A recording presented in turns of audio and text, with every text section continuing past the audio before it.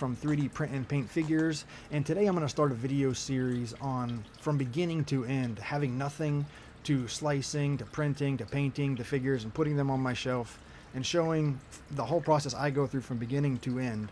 And I'm going to show it in the quickest, least expensive way that I know to do this. There's probably better ways, but I have a wife and 2 kids and a family and a full-time job, so I don't have all the free time in the world. So I like to work as efficiently as possible when I'm doing my hobbies. And that's a really fun form of freedom that I don't have to worry about reviews or people's opinions because I'm not selling my figures. I put them on my shelf because I like to look at them for fun, and it makes me happy to look at them. So if I'm painting it, I just don't feel like painting that part of it. I just won't paint part of it. I'll leave part of it unpainted if I want to and put it on my shelf. I will not fill the holes in from the print holes. I'll leave print supports attached sometimes, and I just do whatever I want to do that makes me happy at the time and as inexpensively and quickly as possible. I also only choose figures that I want to print because I'm putting them on my shelf. I'm not doing this for other people. But unless some of my friends sometimes say, "Oh, your figures are cool, make me one," then I'll be like, "Oh, cool." So it's another reason I'm doing this YouTube channel is to share with other people what I do, just because it's fun for me. And I'm doing it anyway, so why not share it? Maybe I can help somebody else with it or make their life easier. There's no better form of happiness than seeing what you do makes other people happy as well or helps them. That would just be awesome for me. But there's so many good art. One of the hardest that's funny, one of the hardest parts of this whole thing is choosing what you want to print. If anybody else out there looks for 3D prints to print, I guarantee they have a file with 500 STLs in it with, a million different things to print. So that's one of the hardest things is trying to choose what exactly you want to print. But for this one, for the film, I ran across this 3D print from Ruben of Fran that I think is awesome. She's from Reincarnated as a sword. It's funny, the actual sword is the being who was reincarnated from our world, and it's kind of like a father figure to her. And she's like a little battle-hungry girl, and it's a figure that I thought was super cool looking too. And I love Fran, she's awesome. She's trying to prove that her black cat people aren't worthless. And I'm still choosing right now. I think I'm gonna do this one without the cape, because the cape kind of hides her tail, and I like her tail. So I'm gonna do this one with her dress on. She has the slave one. That would be really easy to paint. A lot easier than this one to paint, but it's just not as cool. I think that one's just nicer looking. Then there's the bandage one that's just cool, but a little too, I don't even think she's, I don't think she's in her 20s. She's a young girl, so I'm not gonna print a bandaged version of her. Alright, but so starting from nothing, I know this is the dress version, and I see it's 16 STL files. So the first thing I'll do is I'll open up Chitubox and go to open up which files I want. Dun, dun, dun, dun. Where is it actually? So I like to start with the head and body, just because it's more fun printing off a head and body and starting to attach. Even when you just have one piece printed, you'll have just a couple pieces attached together. So I'll just put a bunch of things in here and see what I can fit on there. It'll really it's hard on your FEP on your 3D printer if you put too many things on, cram it all in there together. But let's see. I don't know where her head is. I guess her head's part of there somewhere.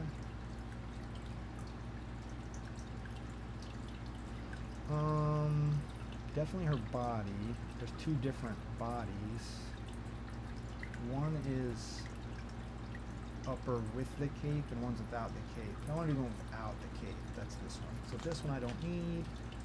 This one I'm gonna definitely want on here. Where is her head?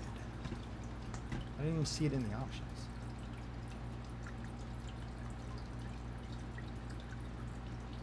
Maybe the head is in the hair?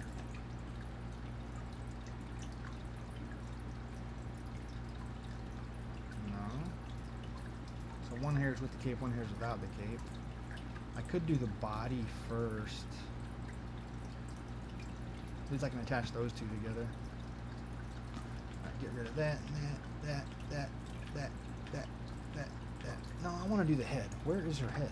If I can't do her head, I can't even do this whole print.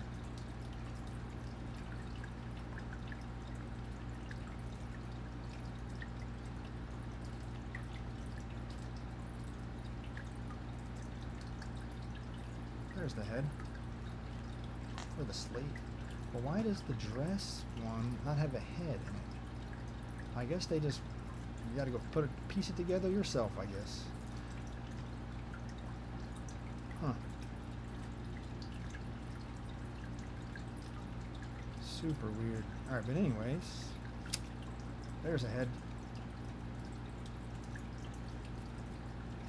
Alright, let's put our head on there. I'm not going to put the skirts. I'm just going to do these two to start out with. No, I can fit something else. I think there's plenty of room to fit something else. Should we do the dress bottom, or is that too...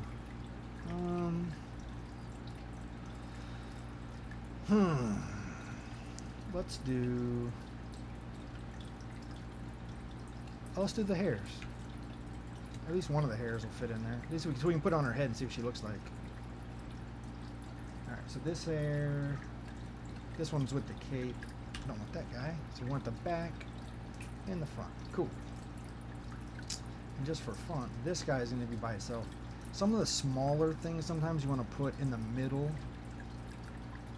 And some of the bigger things you want to put toward the side, the edges, just so it pulls the FEP a lot harder. Another thing, I like to angle these to where the pointy ends are up.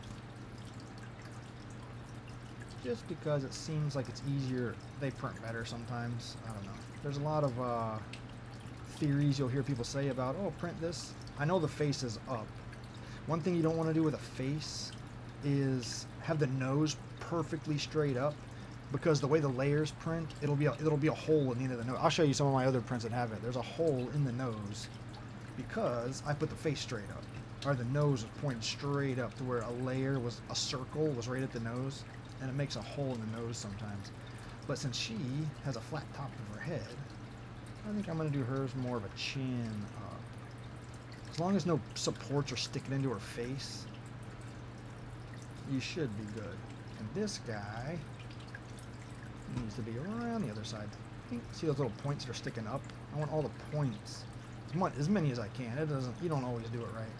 It's never perfect. But I'm getting better and better. Every single one of these I do is a little bit better than the one before. Man, I don't really want that part and that stuff though. I think I'm going to do this around this way.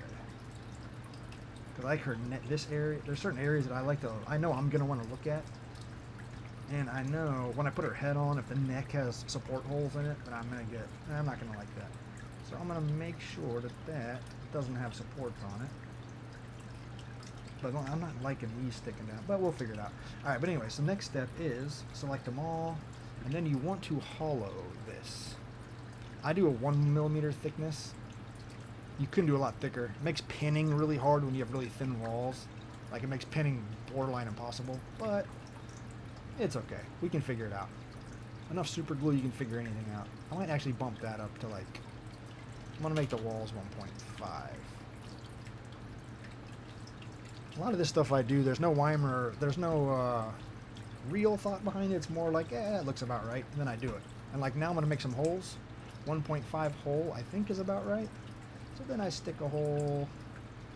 I'll show you some, I'll make another video of prints that I've had blow up. I have all kinds of really cool prints that, like some of my favorite prints I did early, they got hot and they blew up and they tore them to pieces. And I put these holes in now so that doesn't happen. Something that I had to learn going along, that you got to put holes in them. You can move this down and you can see the openings where it's all open, and then toward the bottom I want the resin to this is the top actually where the build plate is, but I still want, you want to put holes in the bottom and the top. So I go, oop, see where it opened? Oop, it opened up right there. So if I can put a hole there. Nope. Nope. Nope. If you click it enough times, hopefully a hole just appears. Nope. Nope, nope. These are too big. No, that's probably right. No, 1.5 should be good. I just gotta figure out how to get a hole into the bottom of this. No, one of these days a hole will work on this guy. Let's see. You definitely want somewhere down here. There we go. Ah, cool. Perfect. Perfect. Bink, bink. Hold there. Bink. Alright, let's see another one. This guy needs a hole. This was the head. Closer you can get to the bottom down here, the better. I like to make at least two holes too, because when I blow the resin out with my air compressor after I'm done printing it, I like to blow into one hole and then anything that's in there, hopefully it comes out the other hole. Hopefully. That's my plan at least. Sometimes it works, sometimes it doesn't. And this is, what am I looking at here? That's top of red. I don't want to. No, I want that hole to be a little more toward the back. You don't want a hole coming out of the top of her head. Control Z will just erase what you were doing. I want a hole like right there. Yeah, perfect. Ooh, yeah, that's a good spot. And it's in the back where it won't really matter. Bink. Perfect. Now, let's get a hole on. I got those. Okay, so the last one's this guy. So you see where you want the flat part that's going to be hidden. So you want the hole. You want it where it's not going to mess stuff up too bad. Oop. Oop. Oop. Come on.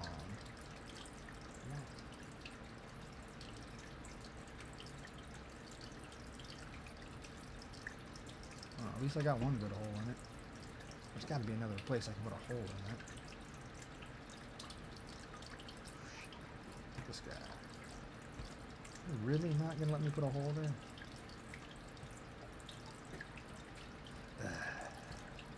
Now we'll put a hole. At least we got one. These are smaller pieces, so you don't need that big of a hole, really. I mean, that many holes. Now you want one at the top where it hangs on, because these are stuff that gets printed first. This hole is a little more important to make it not suction cup to the. You want to make sure they don't suction cup to the build plate. They cause a.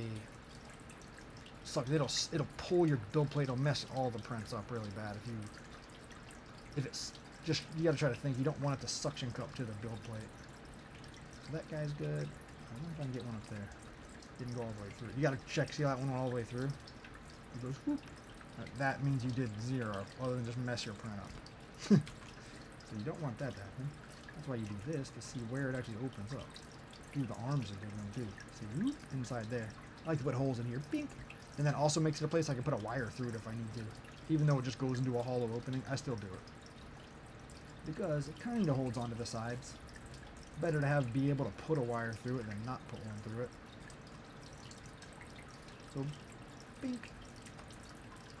There's a hole. Bink.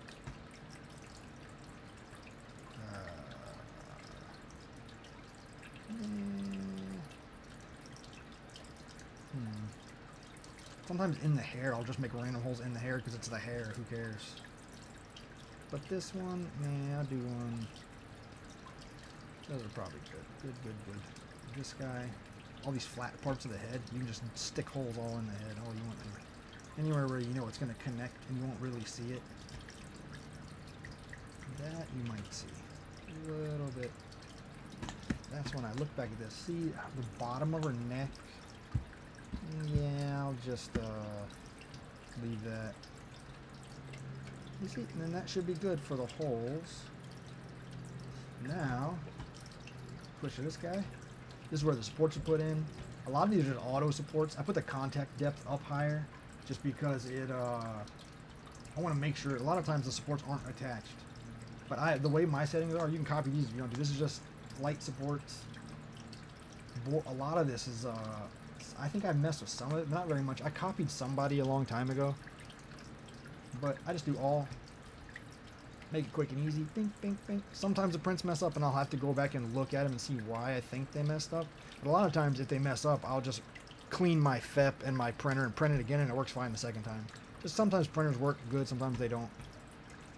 Now I go back to here. Slice it. I like to look at how long it takes. This one's gonna take 4 hours. Mine take a long time. I raised my, I'll show you in a second. Actually, I'll go to say, I raised my things because I heard it would help a lot, and I think it does. This lift distances and lift speeds. I changed lift speeds, lift distances. I think those are helping a lot. I think I upped the exposure time by a half a second too. I think it's 5 by default. I could be wrong though. All this could be wrong. But I've changed this stuff according to people that I've seen, other people on YouTube. A lot of really good printers on YouTube. I copied some of their ideas I put into mine. But the cool thing is once you get a default setting, that, I mean, at least for me, I don't mess with it at all now. So now I just go through, I'm slowing this down to show you guys exactly what I do and show you things. But like when I'm doing this normally, it's super quick. Now I save it. I just name this head, what I have in there, hair, body, upper body. Usually it won't matter. Or maybe that's that full. Usually it won't matter. But you don't want to, if you look at least when I look at it now, I can see, oh, I did the hair and the head and the upper body together. And then I have this thumb drive called No Name with other random pieces in it that I am going to move the one I just made into. Think into there. And once it's done, oh, it's done, and I'm going to eject that. Now I'm going to bring it to my printer and stick it in the side. Now I got to show you my print area in right now.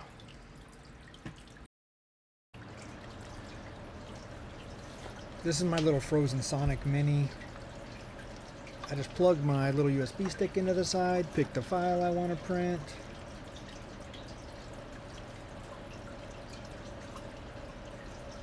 I put a little music here because shaking up the thing is pretty loud.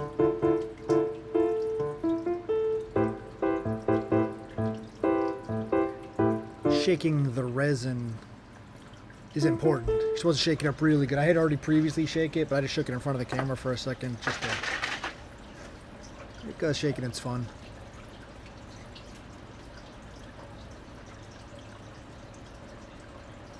Put very little. You don't need hardly any at all. It doesn't take very much resin. You can see when you slice something in Chitubox how much resin it's going to take. And it's really like very, very small. That one little bottle right there will do like 20 prints for me. Unless that's really big diameter or something. I'm real big on just printing the figures out. I don't usually, the bases mess up a lot for me, so I just make my own bases. So I don't print bases rarely, unless it's like something really cool. I rarely even print bases. I have this cardboard box I put over the top just to keep it in the dark in case the sun shines in or whatever, and it keeps it warm. When it's warm, the resin prints better, just in case it's a cold day or something. And that's the end of part 1. Stay tuned for part 2. Check out the video series, other final things I'm doing on my channel. Like and subscribe, all that good stuff. Thank you very much.